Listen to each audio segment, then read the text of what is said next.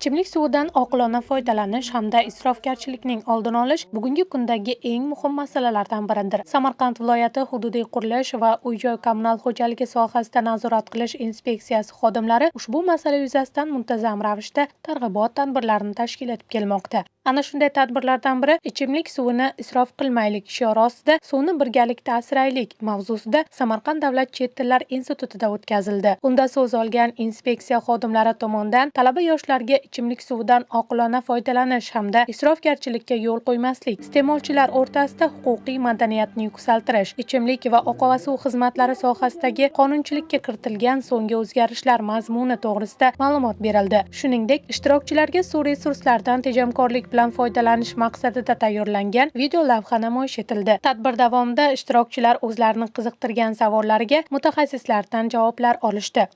Bugungi kunda ichimlik suv muammosi biz bilamizki eng asosiy masalalarga chiqib kelyapti. Targ'ibot tadbirlari respublika miqyosida o'tkazilib kelinmoqda. Bu ichimlik suvini yoshlarga tushuntirish, qolaversa aholiga tushuntirish asosiy masala hisoblanadi. Samarqand davlat chet tillar instituti jamoasi ham bugungi kunda viloyatdagi bir qator tashkilotlar bilan hamkorlikda ushbu ichimlik suvi haqida yoshlarga ma'lumotlar berib kelmoqda.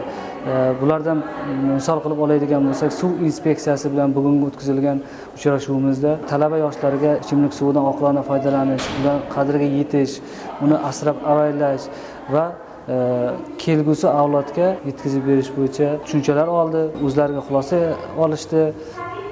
Biz o'ylaymizki, ushbu berilgan tushunchalardan, ushbu berilgan ko'rsatmalardan albatta yoshlarimiz unumli foydalanishadi va suvni qadriga yetishadi. Suvni asrash har bitta fuqaroni vazifasi deb bilamiz.